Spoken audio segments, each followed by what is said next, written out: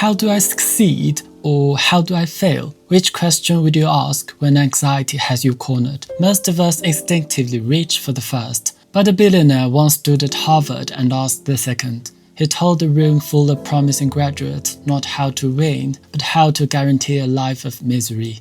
Of course, Charlie Munger's Harvard speech was not really about misery, it was about happiness. But he approached happiness indirectly. Munger's thinking is closer to engineering than self-help. He's not really asking how do I become extraordinary.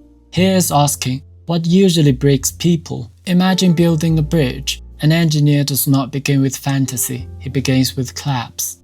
Where will the pressure gather? Where will the structure weaken? What kind of stress will it fail to survive? Only after those questions are answered does the bridge deserve to stand. Munger looks at life in the same way. A person also has failure points. These are not just personal weaknesses, they are structural vulnerabilities. So before Munger talks about success, he studies collapse.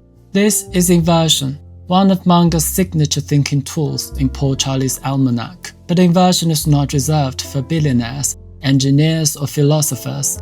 We practice it in ordinary life all the time. Think the most common question between friends. What should we eat? The answer is often vague. People pause, they scroll, they say anything is fine. But the moment a bad option appears, judgment becomes clear. Not too oily, not too sweet, not that place again, not cold food tonight. A perfect meal is hard to describe. A bad meal is easy to reject.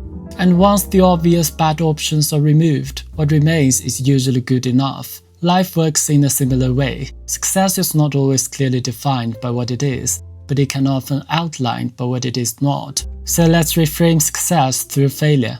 Here is why. Success is complicated and therefore vague. It rarely comes from one clean course. It depends on ability, timing, luck, temperament, environment, opportunity, and sometimes accident. This is why success stories often become misleading. After success happens, people make it look inevitable. Before it happens, it is usually far less legible. When we ask, how do I succeed? The word succeed hides too much. Succeed at what? By whose standard? At what cost? In what kind of life? The question sounds ambitious, but it often gives the mind an image, not a method. While failure is just failure. It is unpleasant, but it is more concrete. It has recurring patterns, structures, and warning signs. People fail by taking risks they do not understand, following incentives they refuse to examine, protecting their ego when evidence has turned against them, or letting desire become compulsion. The details change, the structure repeats. Success keeps shifting. It works like desire. Once one goal is reached, the mind quickly moves to another. The thing that once looked like a rival becomes normal, and a new distance opens. Success is never quite a fixed object you can hold. It keeps relocating itself into the future. So the mind is not only chasing something vague, it is chasing something that keeps moving.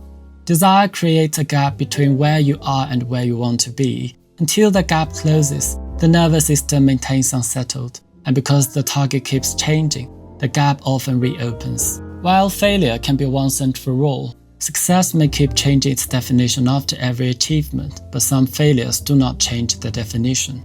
Once the reputation is ruined, it is ruined. Once the wealth is destroyed, it is destroyed.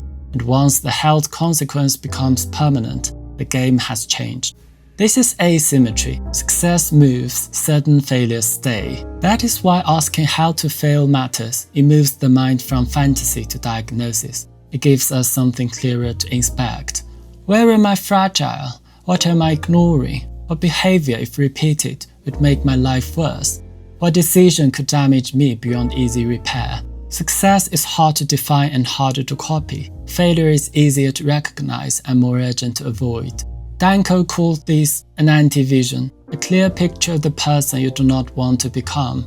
Not all founders begin with a perfect vision of success. Some begin with dread.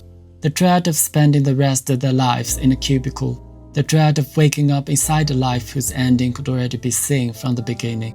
So they left. They found any way to survive outside the script. And only later did people call it success. At the beginning, it was refusal rather than ambition.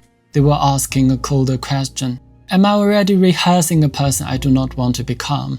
That is the force of anti-vision. It removes the distance between danger and daily life.